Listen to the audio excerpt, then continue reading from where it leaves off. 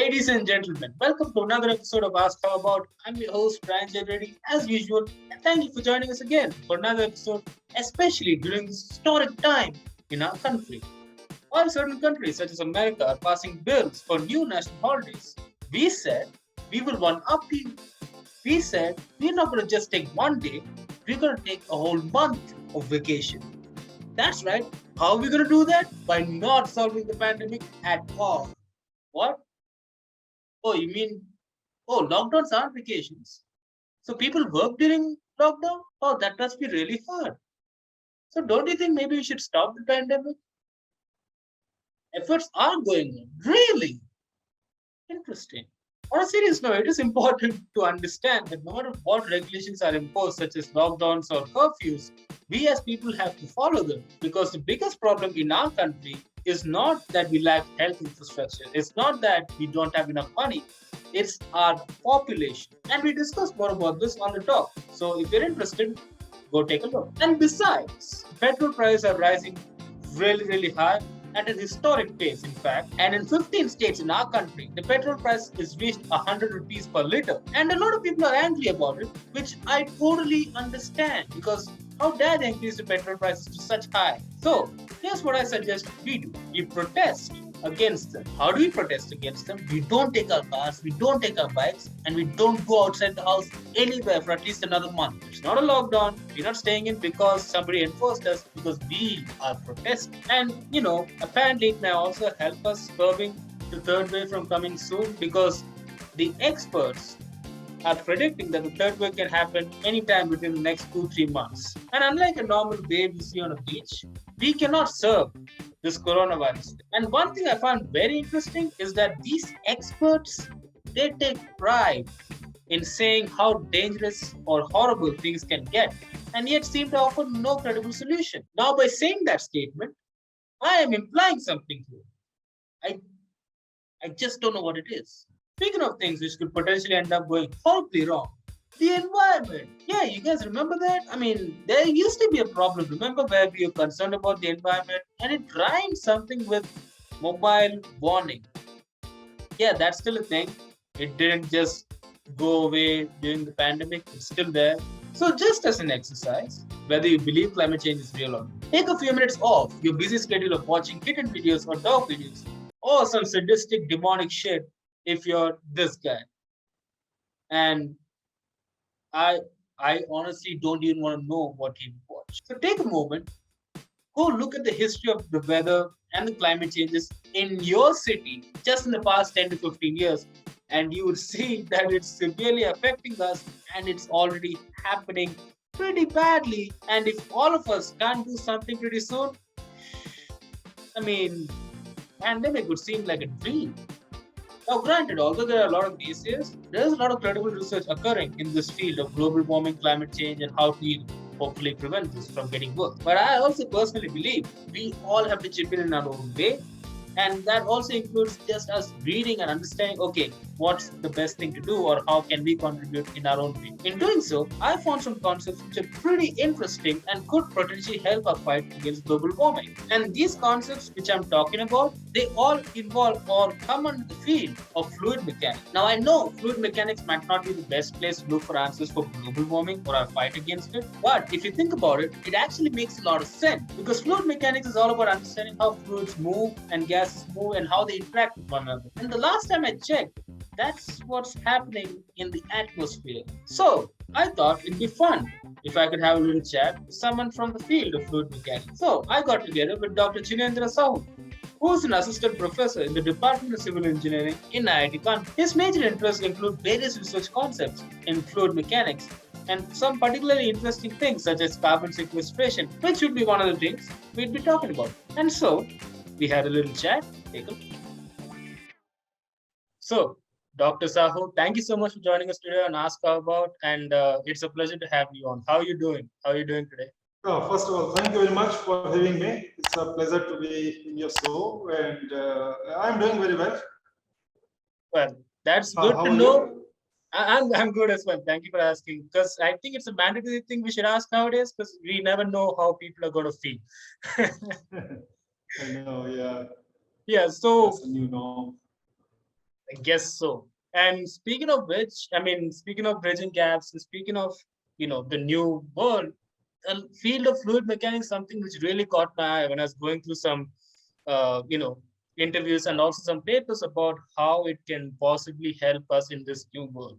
And that's something which I'm very much interested in discussing with you about. But before we get into that, first I want your opinion on this. Like, if you can you give us a breakdown of what fluid mechanics, the field of fluid mechanics, encompasses? So fluid mechanics, in some places, is also known as physics of fluids, because this basically deals with the physics, or what happens when fluid flows. And it is highly interdisciplinary. That's why you will see people from very different departments studying this. So in engineering itself, mechanical engineer, civil engineer, chemical, aerospace, all these people study fluid mechanics. At the same time, people from physics department or maths department, geology department, they all study fluid mechanics. So this is highly interdisciplinary, and that's why you can even imagine, if this is that interdisciplinary, then how it is involved in every branch of science. What you can imagine, you have fluid mechanics everywhere. So I think you gave us a good encompassing of what it involves, and you spoke a little bit about it being interdisciplinary. And you said that, Right. there's so many fluids. I mean, it's everywhere around us, but I don't want it to take away from the fact that the necessities for it, like in the sense like how it has helped us advance even in the world we are living today. It's not just about understanding how water flows; it's also about how can we use it for ourselves. So, can you give us some applications of where such concepts have been applied for our everyday life? So let's take an example of the tap water, right? Tap water is something we take for granted. We assume that when we open the tap, water comes out, and when we close it, water stops coming. That is something what we see as a as a general observer. But in reality, what happens is, or the physics behind is, there is water inside with higher pressure than the atmospheric pressure, and that's why when you open the tap, water comes out, right? So there is a pressure gradient because of which water comes out. And now let's say if you want to design, if you're living on the 10th floor of a building, right? And you want water, and water supply is coming from the ground floor. So how would you design it? You would need an engineer to fit a pump on the ground floor, and there would be pipes, tubes that would take water from ground floor to the top floor, right? Or 10th floor. So to design it, you need to know what should be the size of the pump, what should be the size of the pipe, tubes. So to know all these things, you need the basic concepts of fluid mechanics, right? So they to calculate the pressure gradient, etc. So this is very simple example, but just for to get water from the tap, you need certain basics. Oh, that's actually, we take so many things for granted in this world, where even like you said, getting water from the tap is, there's a lot of physics involved behind it, and I just hope that gives a little example to people as to how to break it down in any field for that matter. Now, moving on to a little bit, so moving on to a little bit more. So that was a simple example, but the reason I brought up why fluid mechanics could potentially be very important in the coming world is because I saw a lot of the principles could be applied for betterment of our environment. And one of such things was carbon sequestration. Can you give us a basic outline of what that entails and what carbon sequestration really is? So, you know about global warming, right? That's happening, and almost every person in the world now know what is global warming and why it's happening. I'd like to believe every person believes that, but I don't think every person believes that. Okay, I agree with that. But the reality is, it is happening. That we know, right? Yes. At least as scientists, we know that. Yes. So the reason why global warming is happening is because of excessive CO2 production, or there is imbalance in the amount of CO2 that is going to the atmosphere, and that is being coming back to the Earth surface by with the help of trees and forests, etc. So what through carbon sequestration we are trying to do is, the complete process is called carbon capture and sequestration. So carbon capture means CO2 from the atmosphere is captured either directly from the atmosphere or from the chimneys, from different sources. And once that is captured, this is compressed into higher temperature and pressure, and then that is injected into Earth's surface. So in aquifers, so aquifers are generally porous medium, and they are filled with salt water. And that is at the depth of around 1 kilometer to 2 kilometers from the Earth's surface. So when you inject CO2 into the aquifers, our main aim is to reduce the CO2 from the atmosphere and keep it trapped or keep it stored underground. And we want that to be secured for years to come, maybe for thousands of years or millions of years. So our aim is that it stays there, it shouldn't come out at all. But what happens, you inject CO2, I'll tell you very quickly. So when CO2 is injected, it has lighter density. It is lighter than the salt water, and because of that, there is buoyancy, right? And it tries to come out. So based on our experiments or mathematical modeling or based on the concepts of fluid mechanics, we try to study the risk. What is the risk of that CO2 coming out, or what are the possibilities that it will stay there forever? So these are different kind of research we are doing just to understand if CO2 is injected, what are the chances that it will come out, or what are the possibilities it will stay there. So I'm just looking at it from based on soda bottles. When we inject CO2, it pops up. So is that a possibility that it could happen when we inject it to a surface, the surface that pops open? We might be getting carbon dioxide volcanoes soon. Is that so? So this actually depends also on where you are injecting. So let's take a simple example. So if there is a pot of water or bottle of water, and if you inject some air into the bottom, what does air do? It simply pops up. It comes out, and it comes out almost immediately because of the buoyancy, right? So almost the same thing you're doing underground. You're injecting CO2 that is mostly like it's compressed, but it's still like a gas. It natural tendency is to come out, but at the same time we are injecting it at the depth of more than 1 kilometer. So that is not just at surface level, far below the surface level. And also the porous media is quite complicated. It's not like you inject and it will come out. It has a lot of resistance. There is thing called permeability in porous media, which if it is very small, it will not let that CO2 come out. And there is also a thing called capillary trapping. What I'm trying to explain is there are many things that happens when it is injected, but there are always some sites, like they are called rock formations or faults, which has much higher permeability than the other parts. So they are the places where there are more possibility of CO2 coming out. So these are different things we are trying to study. We are trying to see which place would be a better place to inject rather than the other place. So, it's like surveying the possibility. Right. And I think it also shows the interdisciplinary of the field. You're not just studying the fluid mechanics of the gas nor the water, but it's also about the geography and also the materials the geographical location is made up of. It's very kind of comprehensive problem, very interdisciplinary. So that we need people from different fields to be able to mitigate global warming or do carbon sequestration. So just on a quick note, so how successful do you think carbon sequestration could be in reducing CO2 levels and in turn helping our fight against global warming? So in terms of capacity, the capacity that is calculated underground is equivalent to the CO2 production of almost next 25 to 30 years. That is the capacity, underground capacity. But the thing is not just about the capacity, it's also about how much we are doing, because this requires a lot of energy to inject CO2. Also, it requires a lot of money because this is not a profit-making business. We need money from the government or from different agencies to be able to do it. So money is a big hurdle, and then at the same time, obviously, we need to study the capacity is one thing, and then efficiency is another thing. You may have this much capacity, but to use it at 100% efficiency, you need a lot of power, a lot of energy. So there are many challenges, and also it is very slow process. So it has been running for 15 years, but very small amount of CO2 has been injected. But then there is another side to the story, because at the moment, as you rightly mentioned a few minutes before, that not everybody agrees that there is global warming, right? at the moment. But you won't be, or we shouldn't be surprised if 5 years from now, 10 years from now, every single person on the planet would actually believe when they will see the impact of global warming getting severe and severe.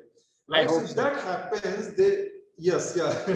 So if that happens, there will be more and more pressure on the government and also on different companies. I believe definitely there will be more pressure, and then there will be more kind of acceptance of this technology among the governments and different sectors. So I think it will still be successful in the future. At the moment, it's very early stage, but I see this as a promising alternative apart from the green energies like solar energy and wind energy, etc. I hope so too. And whatever's best for the planet, I hope we do that. I hope we can at least agree on that, regardless of what Yeah. I mean, I'm talking to everybody, regardless of what you all personally believe. Like, the common goal is we want to live. So we do everything for that. Right. So, Yeah. so you're talking about, so carbon sequestration is a way of preventing the damage which has already been done in terms of reducing carbon dioxide levels. But in terms of generating energy in and of itself, I've also seen fluid mechanics can play a big role in that.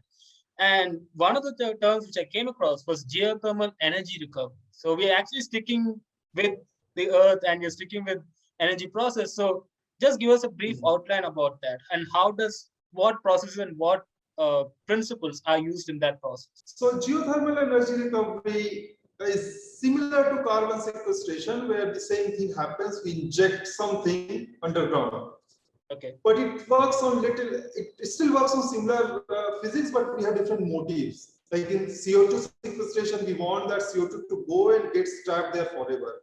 But in geothermal energy recovery, we want to, as name suggests, we want to recover or harvest energy from the underground, right? So what happens in many locations around the world, there are hot spots, like where generally there are chances of earthquakes or magma flow, etc. So their aquifers are generally much hotter than the other areas.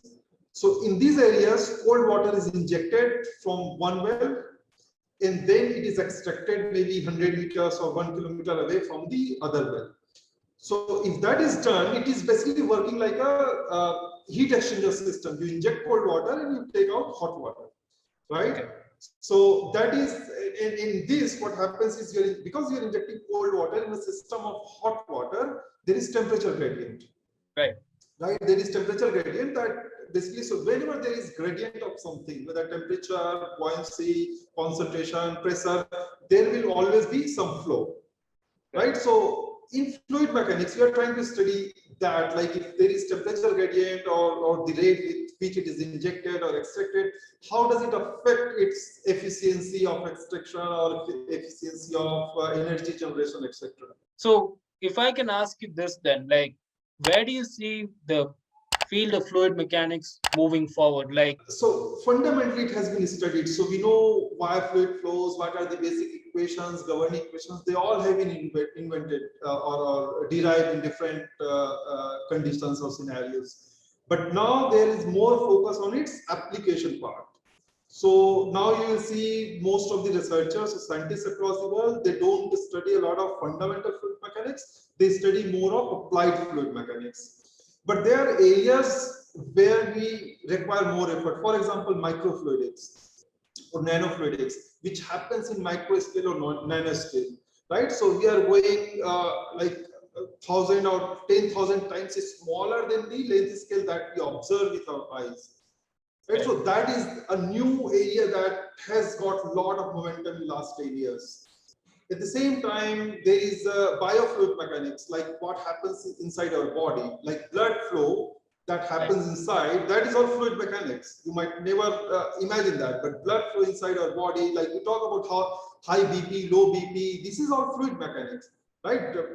Fluid and pressure, they are like interrelated things. So when you inject some drugs, for example, vaccine, when you inject, you're injecting with higher pressure. At the same time, when you're injecting some, in case of cancer, for example, you want to target a specific,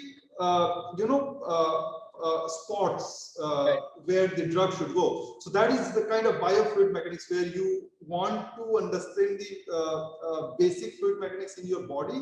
So this is one area where we are trying to go smaller and smaller to smaller length scale. At the same time, we are also going to the other extreme, like we are trying to study larger and larger length scale. For example, earlier we used to be concerned about one room size or one, let's say 1 kilometer, 2 kilometer, but now there are many problems which are global in nature. For example, these sea level rising, right? There are glaciers melting on the mountains, and then sea bergs are melting from the Antarctic and all.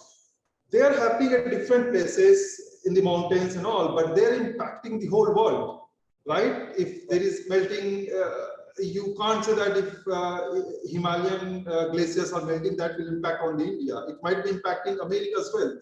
So to understand this, you need to do a simulation of the whole Earth. It's not just that one local problem, it's a global problem. Likewise, there is CO2 production from different parts of the world, but global warming is happening globally. It's not happening just where CO2 is getting produced.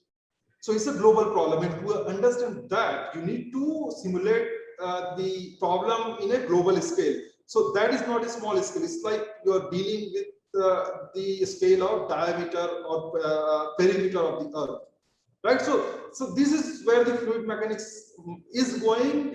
You are going to a smaller and smaller scale, faster and faster, at the same time larger and larger. And there is just another area I'll quickly note that. So we are also trying to study what happens if you go to different planets, like you go to Mars or Moon, where we have different gravity. So there people is studying zero gravity case, or smaller gravity or higher gravity case, right? So especially when you send some satellites to different planet, how do you know that that satellite will survive in the new planet, because it has totally different conditions, pressure conditions or gravity conditions, right? So to understand that, you also need to study fluid mechanics, because if you launch a rocket, or if there is a fire, why does fire happen in a rocket or satellite? Because there is extra friction, right? So to you want to understand how much is the friction you can survive. To understand that, you need to study fluid mechanics at different scales. Wow, that was actually wonderfully put, and it actually kind of gives us a whole scope of where this field is and is going. So my final question to you would be, in terms of people who want to get involved and they see some application based on some, they might not be major fluid mechanics enthusiasts, but they might see some applications from said field. But what do you think they require right now, other than an understanding of physics? What do you think they need, maybe in terms of bioinformatics, or because you said simulations do play a big role nowadays? So, what do you think the skill set is required for a person to become, uh, research in the field of fluid mechanics? So two things that I would say, especially the youngsters who might be willing to come into the field of fluid mechanics, they should have a strong mathematical background, because we need like a strong mathematical understanding of the problem, because there, depending on the scenarios, if you add some extra term, it makes the problem immediately 10 times more complicated. And to be able to solve it, you need to understand what is happening implicitly there. So that's one thing. And then second thing is, as I said, like fundamental part is kind of saturated. You don't need to deal a lot with the fundamental fluid mechanics. Now there is more on application part. So in application, you want to consider more simulations and computational modeling. So for that, coding is another thing that is important, because there are many researchers who rely completely on coding. They don't even do any experiments or theoretical derivation. They just do numerical coding. So these are two kind of fields, mathematics and computer coding, which are very important. And I think it's important in every field, but especially it's important in fluid mechanics. Apart from obviously the basic understanding of the physics and fluid mechanics and all those things. All right. Well, I think that's a comprehensive overview of the whole field, and also, understanding what people require to get in there. And well, I think that's a good place to end, because we are giving opportunities for people to get employment, wouldn't you say? So, Yeah. So Yeah, but- I hope this motivates more and more, young graduates to, or those who are graduating from their 12th class to come into the fields of fluid mechanics. true, Because there true. are Because many exciting opportunities there. I agree. I agree. Like I said, I don't belong to that field per se, but it is fascinating when I read or when I look at how the things, very simple things, like you said, we take for granted, or even in a magnet, bigger scale, like to understand how things outside or inside our body even work. That's like very, very cool for me personally. So it was such a pleasure to have this conversation with you, and I hope it was for you as well. So thank you so much for coming on. Yeah, thank you. Thank you again for having me. It was fun chatting with you. So that concludes the interview, and I really hope you liked it, and I really hope you took away something from it. Or more than that, maybe inspired you to be part of this field, and especially in our fight against global warming. So that's it from us today. I really hope you liked it. Do like, share, and subscribe. That will help us a lot, and it will help us reach the space. So, thank you so much for watching. See you next time.